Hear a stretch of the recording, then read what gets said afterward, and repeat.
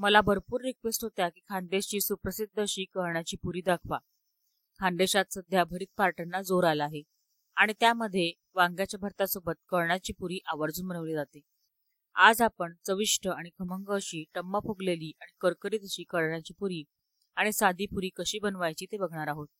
नमस्कार मंडळी, मी रुचा आपणा सर्वांचे खमंग खानदेशीमध्ये मनापासून स्वागत करत आहे.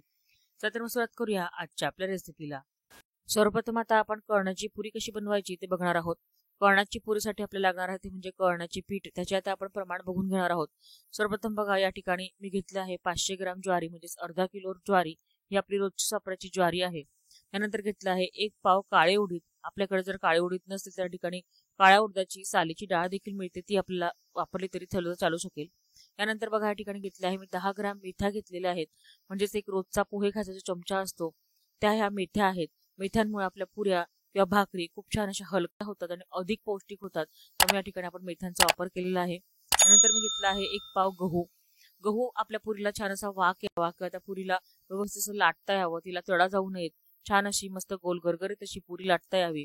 भाकरी सुद्धा खूप छान अशी होते, तिला अजिबात तडा जात नाही.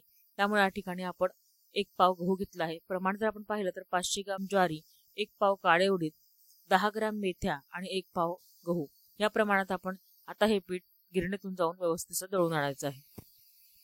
आता आपण घेतलेले सगळे धान्य एक एक करून मिक्स करून घ्यायचे आहे आणि एकत्र करून हे सगळं धान्य आपल्याला गिरणीतून दळून आणायचं आहे. भाकरीसाठी जर आपण हे धान्य दळत असाल त्यामध्ये थोडं मीठ घाला, त्यामुळे भाकरी खूप चविष्ट अशा तयार होतात. पीठ बघा, आता आपण गिरणीतून दळून आणलेलं आहे. आपण जर हे पीठ मोजलं तर 1 पावशेर हे पीठ आहे, म्हणजेच 250 ग्रॅम, आणि वाट्यांनी जर आपण मोजलं तर 3 फुल वाट्या भरून, म्हणजे मीडियम साईजच्या फुल वाट्या भरून हे पीठ आहे. आता ह्यामध्ये किती पुऱ्या होतात हे देखील मी आज तुम्हाला सांगणार आहे. आता या पिठामध्ये आपण थोडं मीठ टाकून घेतलं आहे. भाकरीला पुरीला दोघांना तुम्ही हे पीठ वापरू शकता. यामध्ये तुम्ही ओवा देखील घालू शकता. मी आज घातल्या नाहीये, आपल्याला आवडत असेल तर आपण यामध्ये थोडासा ओवा देखील घालायचा आहे. आता आपण ह्याला छान असं कडकडीत तेलाचं मोहन देणार आहोत. 1 टेबलस्पून हे तेल आहे, त्याचा आता आपण मोहन देऊन घेऊया. मोहन दिल्यामुळे पुऱ्या खूप छान हलक्या, अगदी गोल गरगरीत टम्म फुगलेल्या अशा होतात. त्यामुळे तेलाचं मोहन आपल्याला या ठिकाणी पुऱ्या देत असताना अवश्य घालायचं आहे. पुऱ्या करत असताना आता छान असं मोहन आपण सर्वत्र याला चोळून घेऊया. पिठाला तेलाचं सर्वत्र मोहन देऊन घेतल्यानंतर आता आपण याचा घट्टसर असा गोळा भिजवून घेणार आहोत. पाणी घ्यायचं आहे आणि थोडं थोडं पाणी यात टाकत जात पिठाचा छान असा घट्टसर असा गोळा भिजवून घ्यायचा आहे. आपण जर घरातलंच कळण्याचं पीठ वापरत असाल आणि त्यामध्ये आपण गहू टाकले नसेल दळायच्या वेळेला, तर काय करायचं आहे, 3 वाट्या कळण्याचे पीठ घ्यायचे आहे आणि त्याच्यासाठी 1 वाटी गव्हाचं पीठ घ्यायचं आहे आणि अशाच पद्धतीने आपल्याला घट्टसर असा गोळा भिजवून घ्यायचा आहे. कळण्याच्या पिठाचा मस्त घट्टसर असा गोळा बघा या ठिकाणी भिजवून रेडी झालेला आहे. आपण आता याला झाकून ठेवूया आणि अगदी 5 मिनिटं आपल्याला झाकून ठेवायचा आहे. हा लगेचच लूज पडायला सुरुवात होते, त्यामुळे आपण याच्या लगेचच पुऱ्या करायला घेणार आहोत. 5 मिनिटं झालेले आहेत. आपण आता हे झाकण उघडून घेऊया.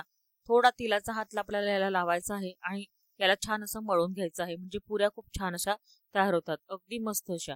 आता याला असं लांबट करून ह्याचे छोटे छोटे असे गोळे करून घ्यायचे आहेत. 4-5 गोळे करून ठेवायचे आहेत. बाकीचे उरलेलं जे पीठ आहे ते पुन्हा आपल्याला झाकून घ्यायचं आहे आणि स्टेप बाय स्टेप त्याच्या पुऱ्या करत जायच्या आहेत. मस्तपैकी आता बघा, कळण्याची पुरी आता आपण तयार करून घेऊया.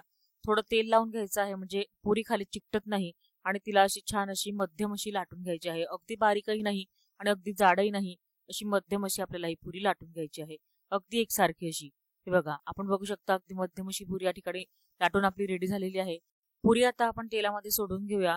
मीडियम टू हाय फ्लेमवर आपल्याला पुरी सोडायची आहे. झाऱ्याने थोडीशी कडेकडेला प्रेस करत जायची आहे. थोडं तेल त्यावर उडवून घ्यायचं आहे आणि दुसऱ्या बाजूला देखील ती प्रेस करत जायची आहे. म्हणजे काय होते की खालची बाजू देखील पुरीची कच्ची राहत नाही, कडेकडेने देखील पुरी अगदी तशी मस्तपैकी तयार होते. आपण बघू शकता अगदी काठोकाठ टम्म फुगलेली पुरी, कळण्याची पुरी या ठिकाणी आपली रेडी झालेली आहे. तुम्ही ही पद्धत वापरून कळण्याची पुरी करून बघा. प्रत्येक पुरी तुमची याच पद्धतीने टम्म आणि मस्त करकरीत अशी तयार होणार आहे.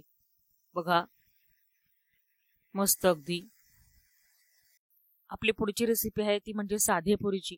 आता साध्या पुरीसाठी आपण जेव्हा कणिक दळायला जातो ना गिरणीमध्ये, तेव्हा ती थोडीशी जाडसर अशी दळायची आहे. हे बघा, अशा पद्धतीची. शक्यतो पुरीसाठी जेव्हा कणिक दळत असाल तर ती सेपरेट दळा. रोजची वापराची कणिक घेऊ नका, त्याच्या पुऱ्या चिवट होतात आणि जेव्हा आपण त्या तेलात टाकतो तेव्हा त्या फुटतात. त्यामुळे शक्यतो तुम्ही गिरणीतून अशा प्रकारचं जाडसर असं गव्हाचं पीठ दळून ठेवा. त्याची कुठल्याही प्रकारची पुरी करा, पालक पुरी करा, बीटची पुरी करा, मेथीची पुरी करा, कधीही तेलकट होत नाही आणि खूप छान अशी टम्म फुगलेली होते, तशीच तशी भरपूर वेळासाठी राहते. आता बघा मी तुम्हाला कंपॅरिझन करून दाखवते. हे बघा, हे जे गव्हाचं पीठ आहे आपलं रोजचं वापरायचं गव्हाचं पीठ आहे. बघा किती मैद्यासारखं अगदी बारीक असं दिसत आहे.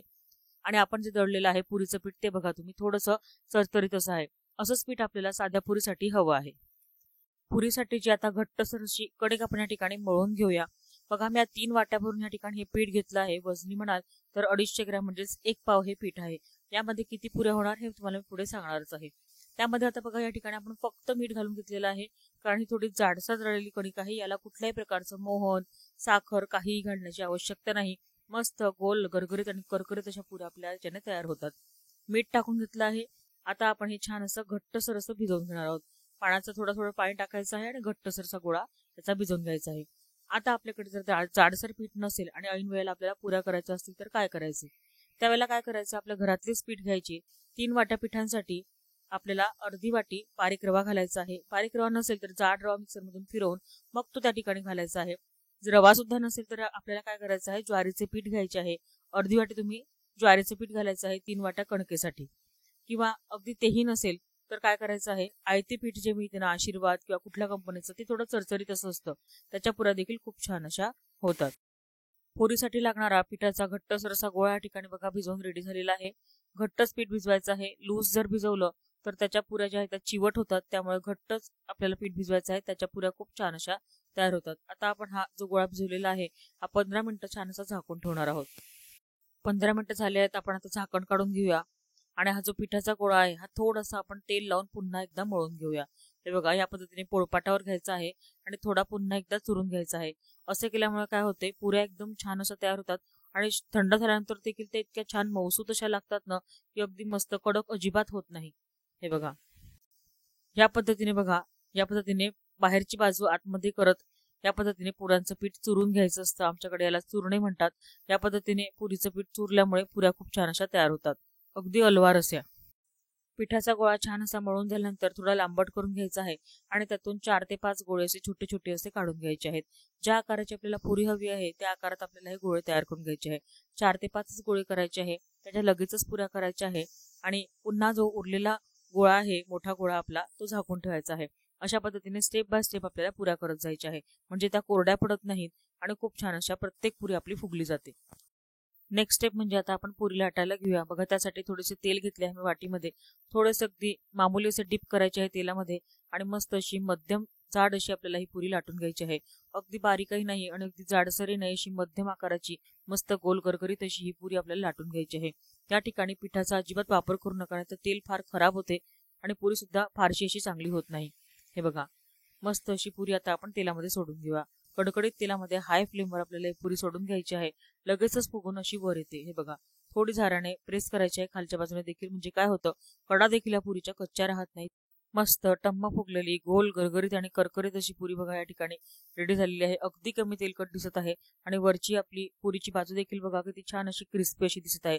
भरपूर वेळ तशीच राहते ही पुरी या दिलेल्या टिप्स फॉलो केल्यामुळे. हे बघा पुन्हा एक पुरी तुम्हाला तळून दाखवते. गॅसची फ्लेम या ठिकाणी मीडियम टू हाय केलेली आहे. पुरी टाकल्यानंतर ती थोडी लो करायची आहे. पुरी उलटवून घ्यायची आहे. पुन्हा थोडी प्रेस करून घ्यायची, म्हणजे कडा कच्च्या राहत नाहीत. हे बघा किती छान अगदी मस्त फुग्यासारखी टम्म अशी फुगलेली आहे. प्रत्येक पुरी ह्या टिप्स फॉलो केल्या तर अशीच फुगणार आहे. नक्की तुम्ही ही रेसिपी करून बघा. आज आपण घेतलेल्या पिठाच्या प्रमाणामध्येच म्हणजे 250 ग्रॅम पिठामध्ये कळण्याच्या आणि साध्या 17 पुऱ्या तयार झाल्या.